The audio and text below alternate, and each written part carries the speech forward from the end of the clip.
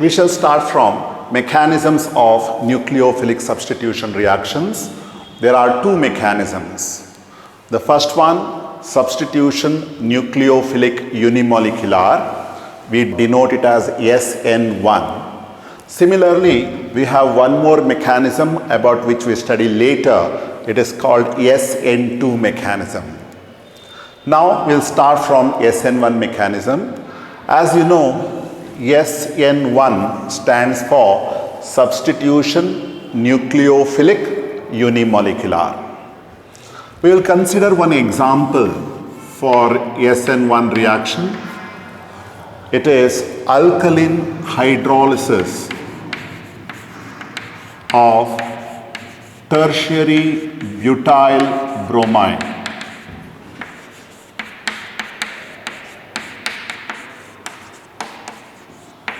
We can write the equation for the reaction as below. Tertiary butyl bromide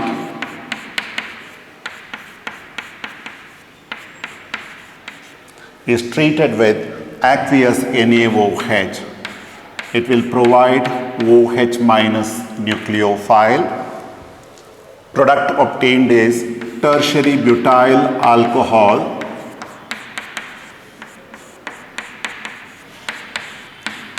plus sodium bromide, or here in ionic form we represent it as Br minus.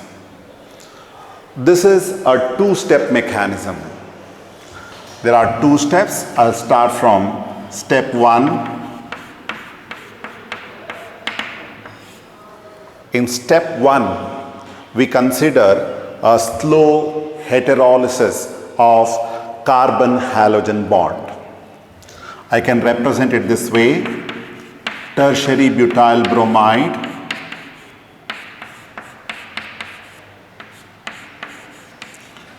we know that bromine atom is more electronegative than carbon.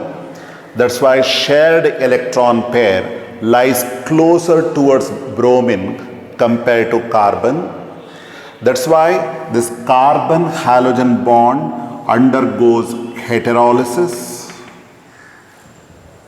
To bring about the cleavage of carbon halogen bond, energy is required. That's why this particular process is a slow process. And also, this step is found to be reversible. And I told you this is the slowest step. We call it as rate determining step. The products obtained in this case are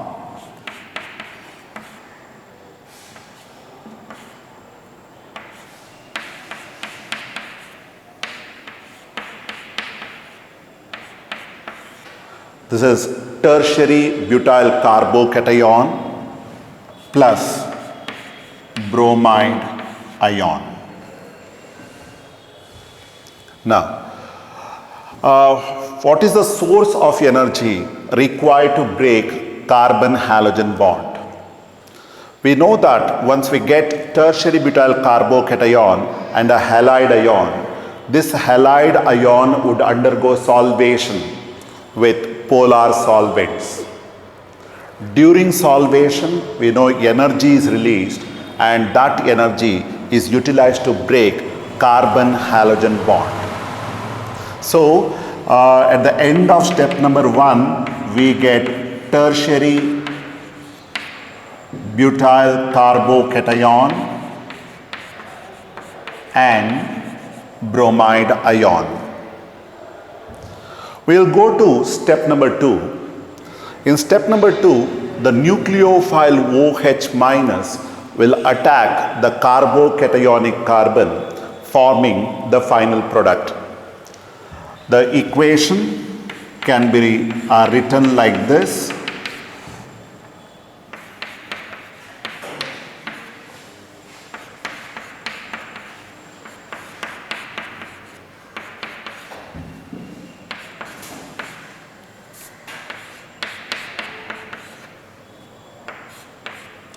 So nucleophile OH minus will attack carbon atom carrying positive charge.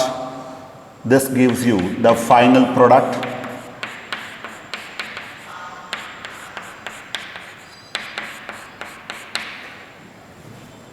And this step is an irreversible step, and this is the fast step in the mechanism.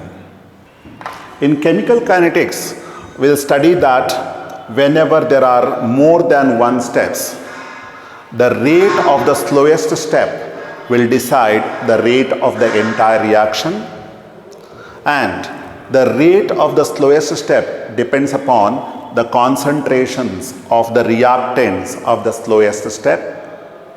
And in this slowest step, we have only one reactant, that is alkyl halide. That's why in SN1 mechanism, rate of the reaction depends only on the concentration of alkyl halide, does not depend upon concentration of OH minus. In other words, if I express the rate of the reaction for SN1 mechanism, rate is directly proportional to the concentration of alkyl halide and is independent of concentration of the nucleophile. So this can be written as a rate R is equal to K into concentration of alkyl halide. The power of the concentration of alkyl halide is 1. That's why we say SN1 mechanism follows first order kinetics. Next we are going to consider is factors favoring SN1 mechanism.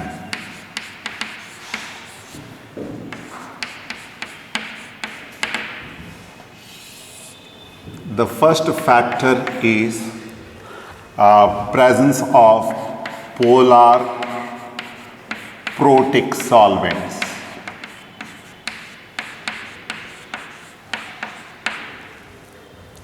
Example we can consider is water can be used, alcoholic medium C2H5OH we can use, or we can make use of acetic acid.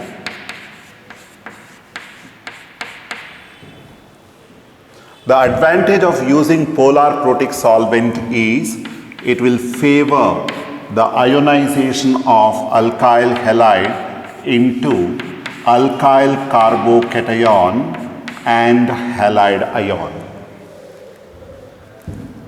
The second factor is we have come across the rate equation for SN1 mechanism.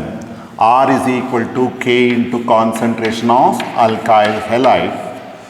It's very clear that rate does not depend upon the concentration of the nucleophile OH minus. That's why I can go for lower concentration of OH minus. So the second factor that favors SN1 mechanism is lower concentration of nucleophile. The third factor is, we know in step number 1, a carbocation will be formed.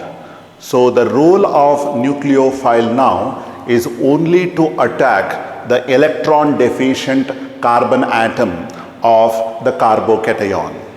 That's why it is easy for any nucleophile to attack carbocationic carbon. That's why SN1 mechanism is favored by a weaker nucleophile.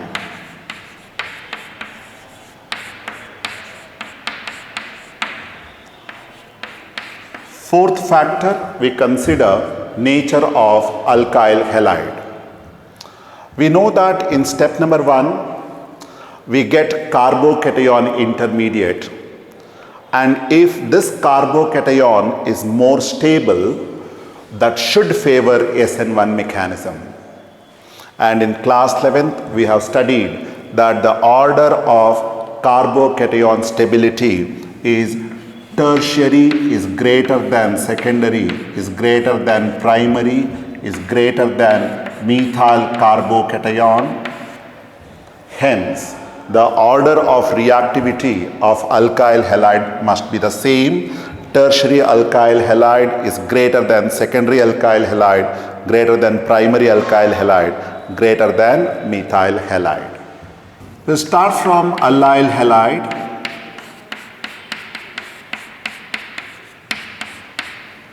And benzyl halide.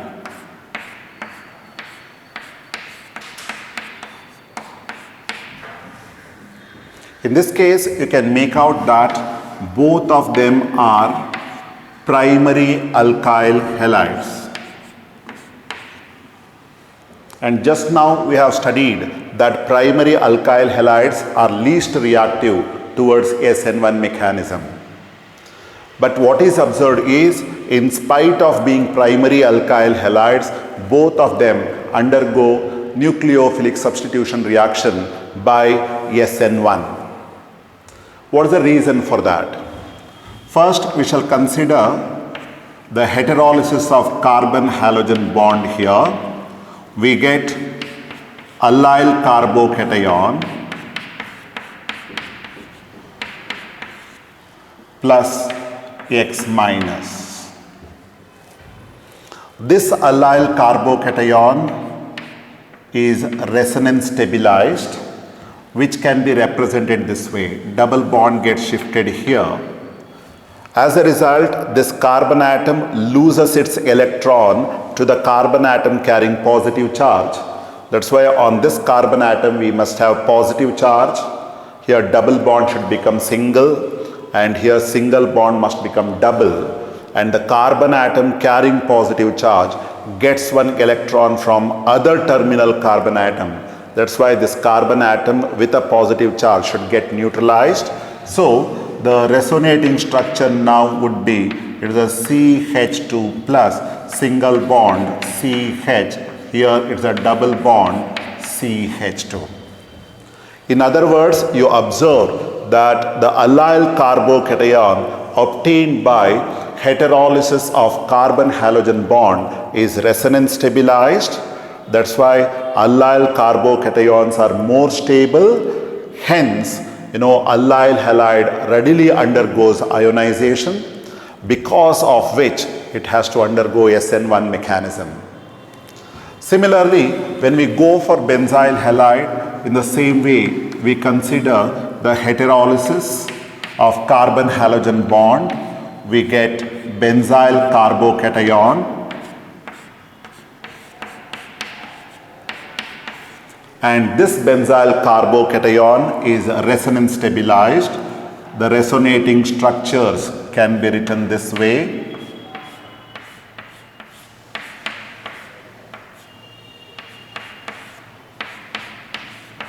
And this delocalization of positive charge continues.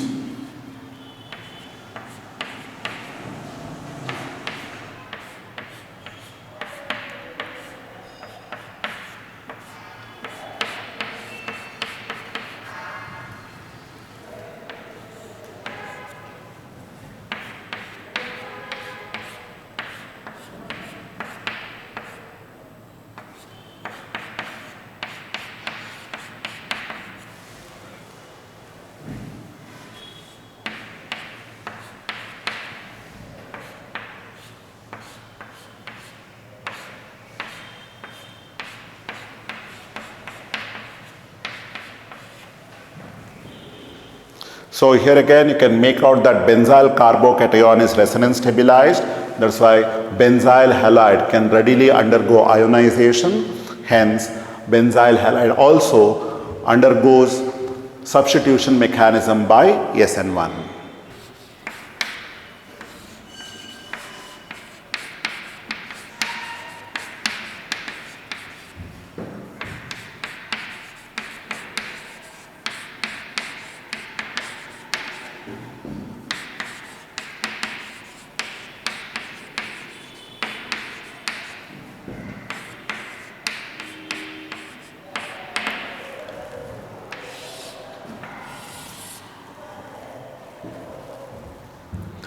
The second mechanism under nucleophilic substitution reaction is SN2 mechanism, and SN2 stands for substitution nucleophilic bimolecular. We'll consider an example for SN2 reaction. It is alkaline hydrolysis of methyl chloride. We'll write the equation for the reaction first. Methyl chloride CH3Cl. Alkaline medium is because of OH minus. OH minus attacks the carbon atom of the alkyl group. We get CH3OH plus Cl minus. Let us start with the mechanism.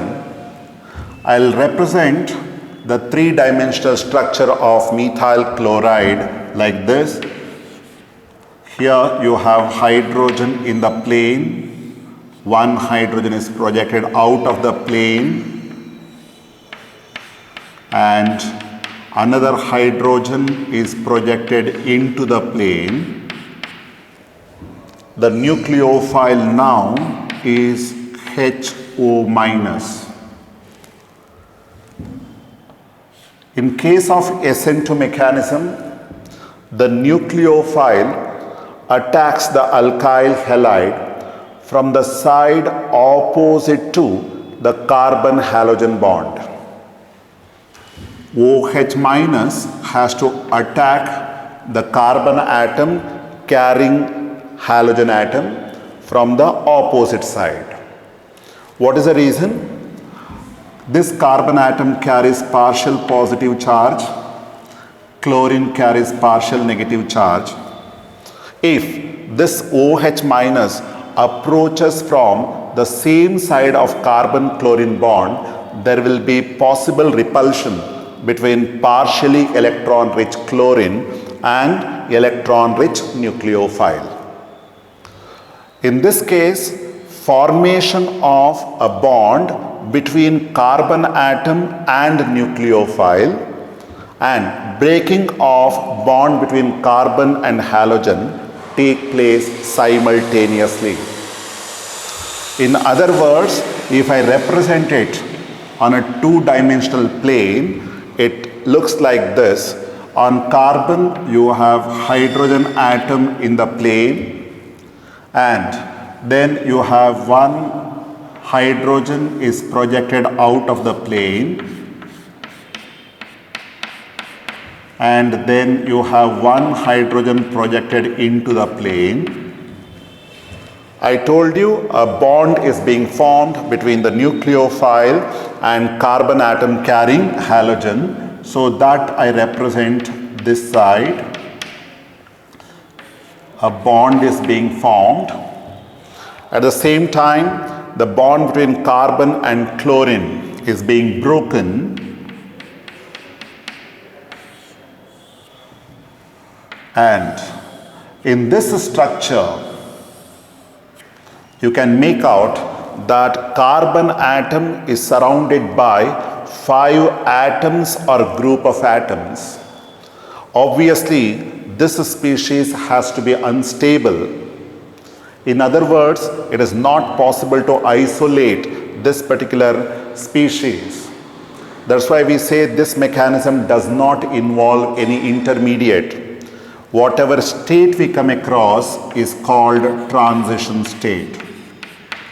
So this transition state is highly unstable because carbon atom is connected to 5 atoms or group of atoms. And this transition state will carry a negative charge. Since the nucleophile OH minus attacks alkyl halide from the opposite side of carbon chlorine bond, when this process completes, We have OH bonded to carbon atom from the other side. We can represent this way. Then here you should have hydrogen and then one carbon hydrogen bond projected out and another carbon hydrogen bond projected in, and the leaving group now is Cl minus. Here you observe that the structure of alkyl halide is inverted by the time the product is formed. What I mean is, in the starting substance, the 3 carbon hydrogen bonds are on the left hand side and the leaving group is on the right hand side. But when you look at the product, the nucleophile is on the left hand side and 3 carbon hydrogen bonds are on the right hand side. It is just like when you take an umbrella in the windy season, the entire umbrella gets folded out. It looks like that. That's why this is called inversion of configuration. So SN2 mechanism is always associated with inversion of configuration. In this case, there is only one step. Obviously, the rate of the reaction should depend on the concentrations of both the reactants. In other words, I can write it as R is equal to K into concentration of alkyl halide into concentration of the nucleophile. Here, the power of concentration of alkyl halide is 1 and concentration of nucleophile raised to the power 1. That's why this particular mechanism is said to be following second order kinetics. The other interesting observation is SN2 mechanism is favored whenever carbon atom carrying the halogen atom is less sterically crowded. What I mean is, in case of methyl chloride, this carbon atom is surrounded by 3 smaller hydrogen atoms. That's why the attacking nucleophile does not experience steric crowding around carbon atom. In other words, nucleophile can easily approach the carbon atom carrying halogen atom. So most important point is SN2 mechanism is favored whenever carbon atom carrying halogen atom is less sterically crowded.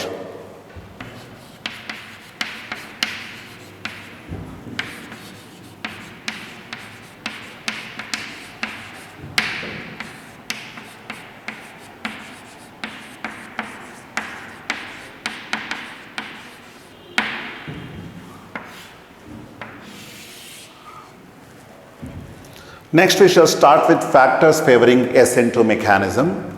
Under that, first we consider is nature of solvent. You have noticed in the mechanism that ionization of carbon halogen bond is not required. That's why SN2 mechanism is favored in the presence of non-polar solvents. So non-polar solvents always favor SN2 mechanism. Second point, you have observed the rate equation for SN2 mechanism. R is equal to K into concentration of alkyl halide into concentration of nucleophile. Hence, if SN2 mechanism has to be favored, I have to make use of higher concentration of the nucleophile. So, second factor that favors SN2 mechanism is higher concentration of nucleophile. We have noticed in SN2 mechanism that this nucleophile, when it forms a bond with carbon atom carrying halogen, it must be able to push the halide ion out. For that purpose, this nucleophile must be stronger, or in other words, a stronger nucleophile will favor SN2 mechanism, as it needs to push the halide ion out from the alkyl halide. And as I told you, SN2 mechanism is favored whenever carbon atom carrying halogen is less sterically crowded. That's why the order of reactivity of different alkyl halide is a methyl halide is the most reactive towards SN2, followed by a primary alkyl halide, then secondary alkyl halide, and then tertiary alkyl halide. In other words, I can say methyl halides are the most reactive, while tertiary alkyl halides are the least reactive towards SN2 mechanism. Finally, whether it is SN1 mechanism or SN2 mechanism, if I consider alkyl halides in which the R group is the same, in other words, I consider for a given R group different alkyl halides like alkyl iodide, then alkyl bromide, alkyl chloride. What should be the order of reactivity?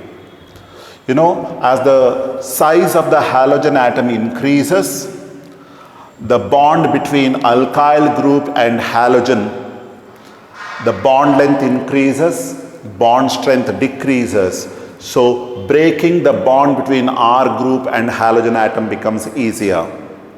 That's why whether it is a SN1 mechanism or SN2 mechanism, for a given R group, the order of reactivity of alkyl halide will be alkyl iodide is greater than alkyl bromide. Alkyl bromide is more reactive than alkyl chloride. So let us consider this particular problem. The question is, between the two molecules given in a particular question, which one is more reactive towards SN2 mechanism? In the first example, if you observe, you can make out that this is a primary alkyl halide, whereas in this case the carbon atom carrying halogen atom has only one hydrogen. That's why this is a secondary alkyl halide. And we know the order of reactivity of alkyl halides towards SN2 mechanism. Now primary should be more reactive towards secondary.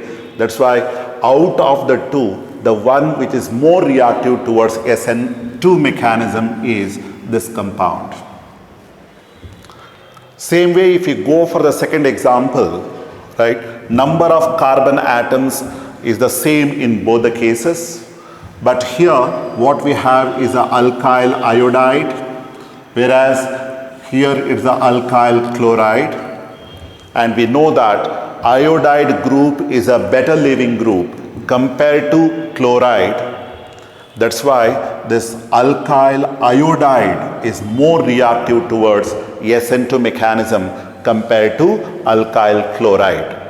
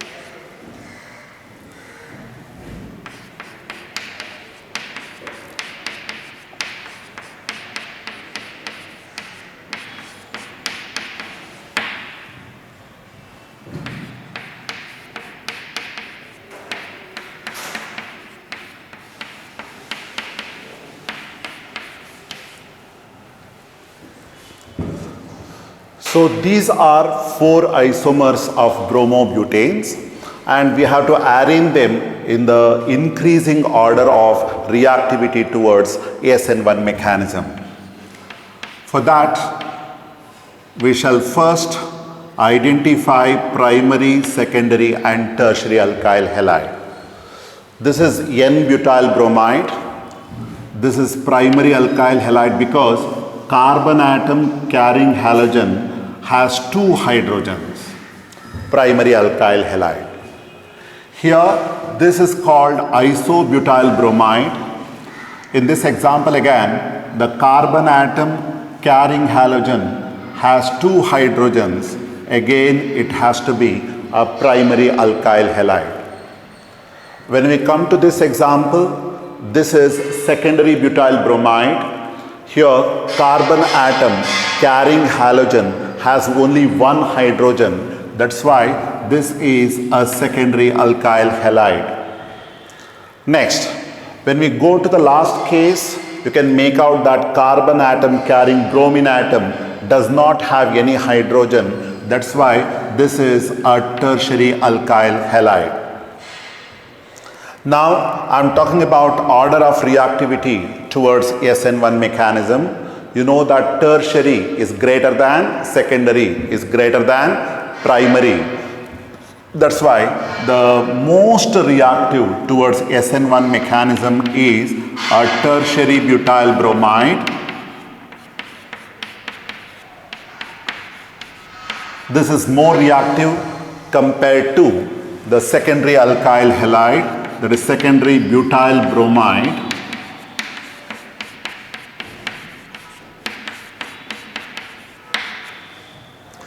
Next 2 examples left here are primary alkyl halide. Question is, between the 2, which one is more reactive towards SN1 mechanism? For that, let's consider the ionization of carbon halogen bond over here. What we get is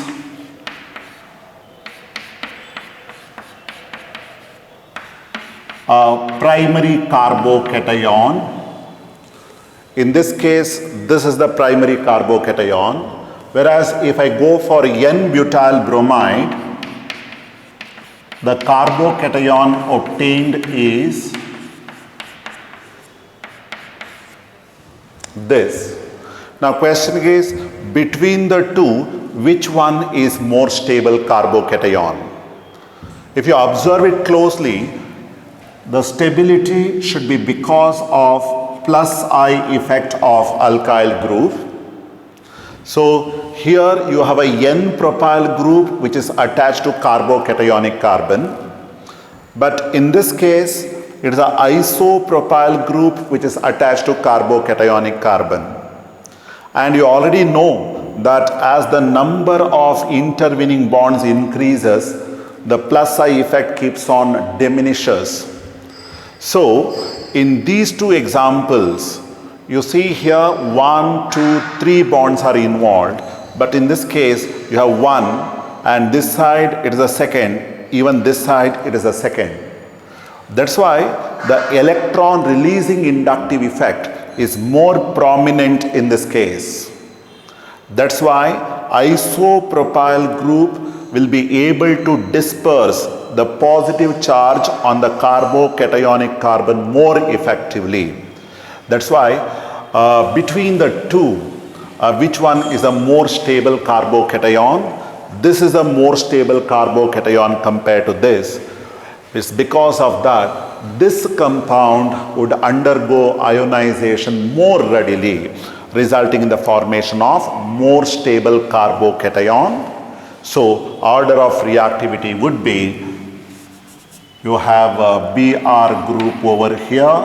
So this should be more reactive compared to N-butyl bromide. So this is about order of reactivity towards SN1.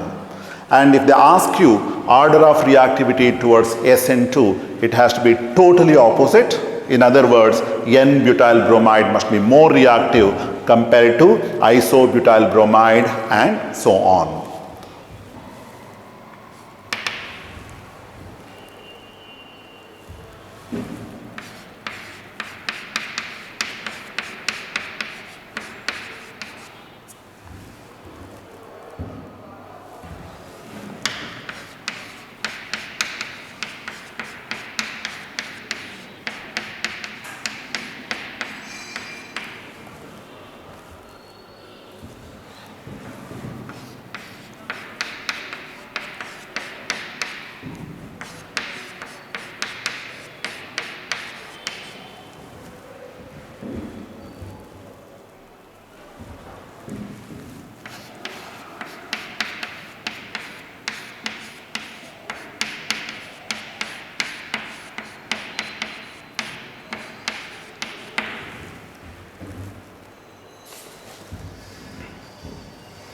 This is the next question. You have been given 4 compounds. Again, I must be able to write these compounds in the order of increasing reactivity towards SN1 mechanism. Again, you go on identifying primary, secondary and tertiary alkyl halide. You can make out, this is called benzyl bromide. Benzyl bromide, you can make out there are 2 hydrogens on the carbon atom carrying bromine atom. That's why this has to be primary. Carbon atom carrying halogen has only 1 hydrogen, so this is secondary. Here, carbon atom carrying halogen has only 1 hydrogen. That's why again this is secondary. But when we come to the 4th one, carbon atom carrying halogen does not have any hydrogen. That's why this is tertiary. And we know the order of reactivity towards SN1 mechanism. So tertiary should be the most reactive, followed by secondary, then it has to be primary. Now the question is, between these two, now both of them are secondary alkyl halides, which one is more reactive towards SN1 mechanism? Answer is simple. Between the two, the one that gives out more stable carbocation should be more reactive. So how to identify which one out of the two will give more stable carbocation? For that, we shall write the structure of those 2 molecules.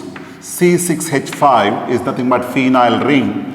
You have CH here and then again you have a phenyl ring this way, and here you have a bromo group. And in the 3rd example, similarly we have the structure this way.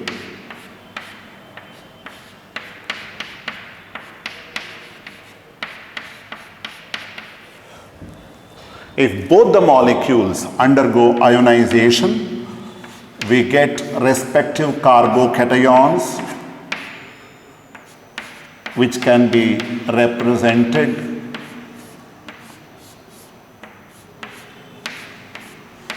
like this. In the second case, the carbocation formed